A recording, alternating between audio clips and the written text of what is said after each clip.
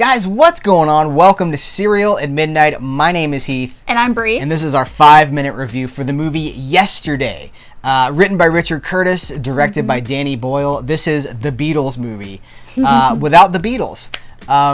This is our non-spoiler review, but essentially, you know, you can never trust a trailer. So we saw the trailer and I was like, well, we love the Beatles, obviously. We love the Beatles. Yeah. But I was kind of nervous. Is it going to be one of those reverential pieces about the Beatles where it's just like, oh, weren't the Beatles just great? a love story to the Beatles. Yeah, and I've talked to you before too. I've been like, you know, does this movie exist to be like, hey kids, the Beatles, they were great, you know, because we get those now. I feel like some of these movies that we're getting are like, hey, did you guys know like about biopic. Queen?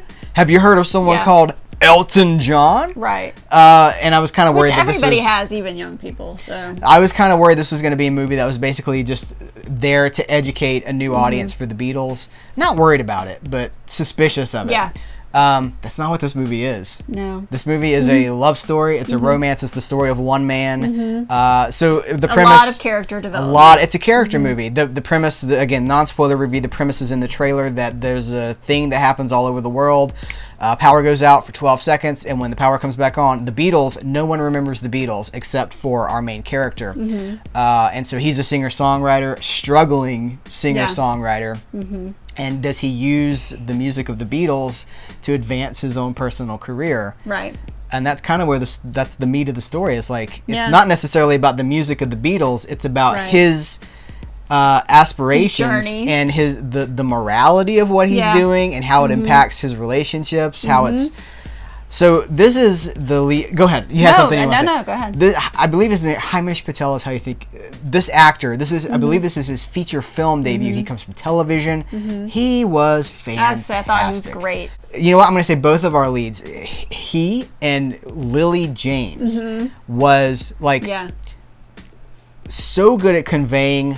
We care about them. Like, she had a lot of work to do, right? Because she was at times open-hearted, broken-hearted, hopeful. Like, she was doing so much lifting there, and like, she's super sympathetic, right? Absolutely, like, adorable, and like, yes, you just really care about these people. I loved it. Yeah, I loved it too. And for me, like, I don't. This is gonna be controversial. I love Richard Curtis. Did we talk about the Love Actually? Did he do Notting Hill? I think he did Notting Hill as well.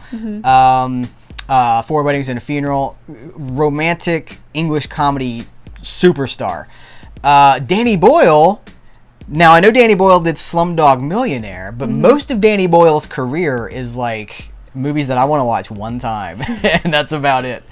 And this is so warm, and it's just so sweet and life-affirming. I'm like, good for you, Danny Boyle. Yeah.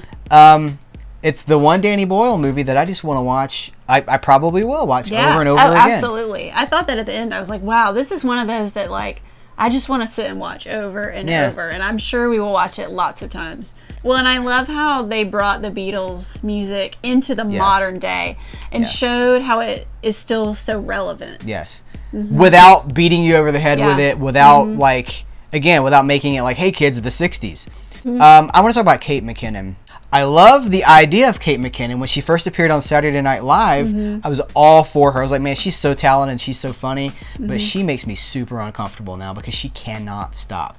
I don't know that there's anything behind it. The wall is so thick. Yeah. Even in this movie, she's supposed to be like a manager, a slimy manager kind of a person, but it's so over the top. It's a Saturday Night Live character. So I think that she's actually a detriment to this movie, and that's kind of a bummer. But everything else really worked about this for me. So I don't know. I think that's about it. I think we've covered it. Yeah. Yeah. Super great. Respectful view of the Beatles, their music in a modern setting, but not a slave to the Beatles music. They're not like name dropping tons of Beatles. There's no references. There's no like wink wink. There's really none of that. It's kind of subtle. It's not really about that. It's about these characters, and that was really cool. So I'm gonna give it a 4 cereal spoons out of 5. I'm taking some away from Kate McKinnon. I'm gonna give it 4.5 because it was such a sweet story, and it made me feel so good. Let's like Love Actually. Everybody loves Love Actually. People love Love Actually so much that it's kind of become a parody now because like the movie can do no wrong. But if you go back in time, like I saw that movie in the theater, opening night, I believe, it's just a really good movie, and that's why people respond to it. Richard Curtis makes movies that people can just really latch onto, and we will see what happens with this one over the years, but I think it's found a place with us. For sure. All right, cool. Yeah. All right, 4.5. Thank you so very much. We appreciate you, and until next time, take care. We will catch you later.